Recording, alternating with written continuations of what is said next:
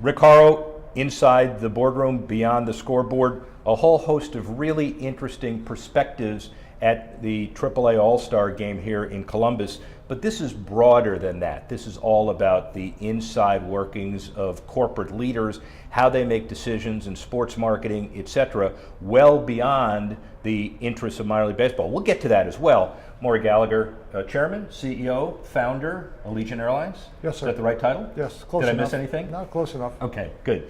So you've had a very interesting career in the airline startup industry / crisis management as well. So talk a little bit about the world, ValueJet, the morphing into Allegiant, and how you got here, basically. Well, I call myself a son of the Airline Deregulation Act, which happened in late 1978 when Jimmy Carter signed the act, which is really a godsend, I think, for the transportation industry in this country.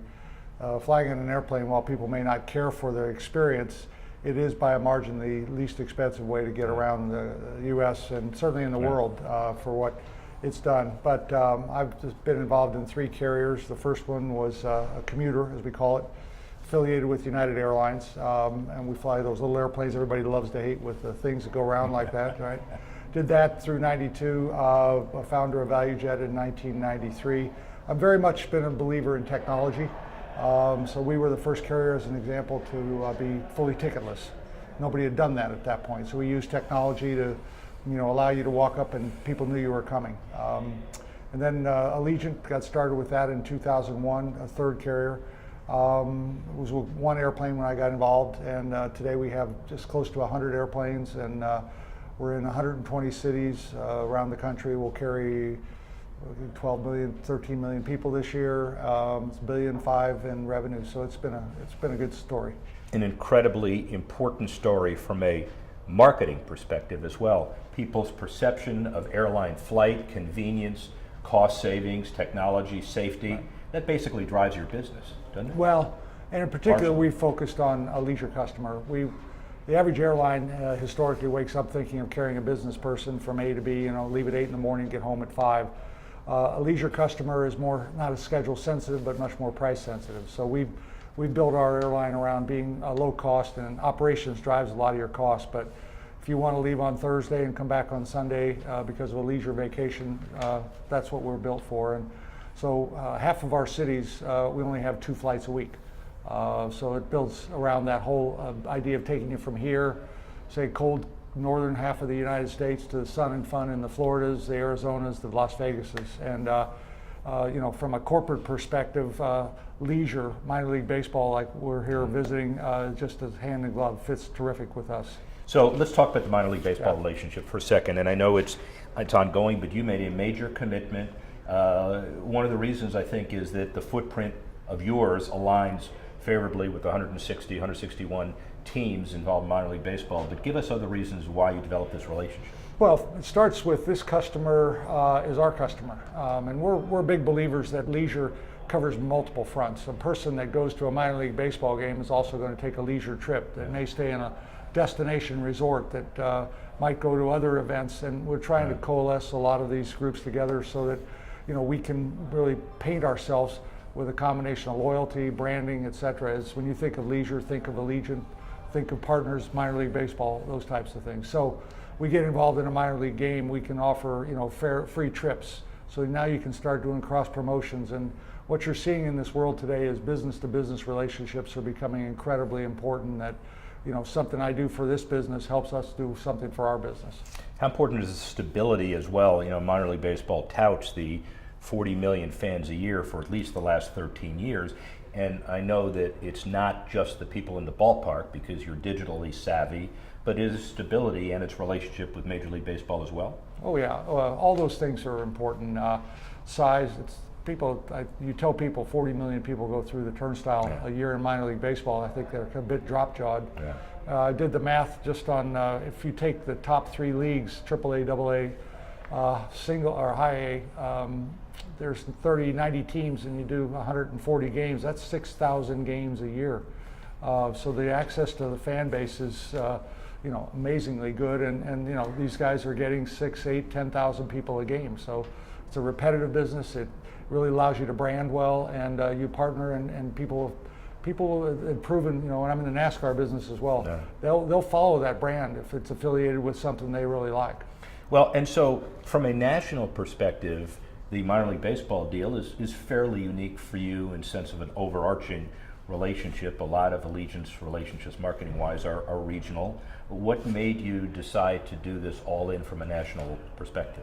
Well, the other thing on a national level that I think minor league baseball is going to set up is we're affiliated with a company called ISM that's going to start networking these parks together. So you put screens up around there, and all of a sudden you can take 30, 40, 60, maybe 100 stadiums, and you can message in the same fashion. So Allegiant can run a national message through these screens and promote nationally. We can have a drawing, we can do things that really start branding us on a uniform basis. And furthermore, you can do it with other sponsors.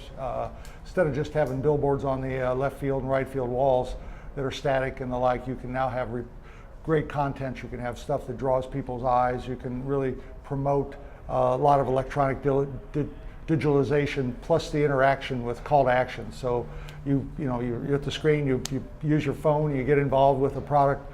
All those things are places people should be thinking about. And the corporate creativity has to be really significant as well. Your alignment with ISM, the naming partner at Phoenix's Raceway, DC Solar, who's also involved. Right. So you're not just doing it alone. Talk about the creativity of packaging among corporate relationships. Well, you're spot on. The B2B relationships, and I'm again being involved in NASCAR. You see a tremendous amount of that.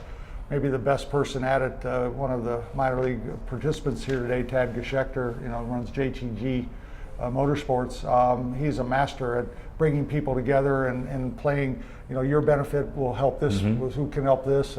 Joe Gibbs with Joe Gibbs Racing is marvelous at it. He's a line item literally in the Federal Express report of how the amount of business he brings to Federal Express, and yet you see them sponsoring his car every weekend, one of them. So that's an art form. It's a new art form, and it's got to be developed and evolved by, I think, generally a business as the relationships go forward. All right, so tell us about GMS Racing. Oh, well, I thought you'd never ask. Well, you answered me twice, but now, all right, specifically, directly. GMS, we've been very active for a number of years, and particularly with NASCAR since 2014 and thereabouts. And I'm proud to say we won a championship in 2016 at the truck level.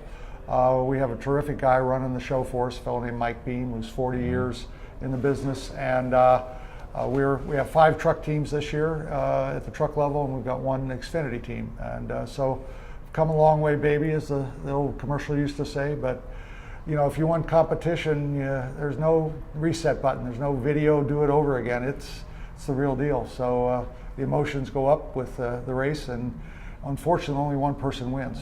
So that's 30, 40 cars showing up. It's quite the emotional run. One person wins, but everybody's entertained, and hopefully that's part of the process as well. So you're an industry veteran. You've been through the wars in a lot of different contexts. Airline building, but a sports marketing, a marketing opportunity to do that. What's changed the most in the past 20, 30 years from a marketing and sports marketing perspective? Oh boy, I'm more on the finance side, but I'll take a swag at this. The marketing side has gotten to be very personal. You take that telephone and the like, the whole ability to grab information when you want it, the ability to get to somebody has completely changed. That television commercial that used to be sacrosanct and everybody was paying for it is going the way of the buggy whip in many ways, because marketing people want data. They want to know when I put a message up, I get a return for it, rather than I think, I feel. It's got to be data centric. And so part of what, for instance, ISM does is it captures demographics. It knows who's watching the screen. It can feed that data back to the sponsors. So all that type of activity is really coming to the front. And there's a lot of money still around for advertising, but it's being reallocated in different formats. And if you can't feed that information back to the advertiser or the brand, it's going to be tough to get their attention. And so from your financial perspective, you take over a company, you start it, and you realize that marketing is important, sports marketing important in the case of Allegiant. How much of the minor league baseball relationship, NASCAR, all of those relationships are ROI driven, metrics, analytical driven, or gut? Well, I think you start with gut and then you prove it out. we've been, I know for instance, we were the Bengals when we started in Cincinnati, we got involved with the Bengals. Sports is leisure. We're a leisure company. So that combination is really, intuitively good to start with. And minor league baseball, that customer, like in Indianapolis, Columbus, you name all the cities, those are places we're very focused on. Where is Allegiant and its relationship with baseball 5 years from now? I think we're deep and wide with minor league baseball in particular because it's also an affordable sport. Major League Baseball with your kind of NFL city profile is not our strength. This part of the world is much more our strength. So we'll develop this and we'll see where it goes from there. But I expect this to be quite successful. So you're on the board of advisors of UC Davis, or the Graduate School, the Dean's Advisory Council? Yes, I have been on that, yes. Okay, and so how do you have time to play golf as much as you do and still do all of these academic? Well, they don't meet that often, thank goodness. And I went to Davis many years ago, so it's been a great experience, and it's been good to give back. Maury Gallagher, it's incredibly compelling to speak with you, hear your story. Thank you very much. Rick Horrow, speak with you soon.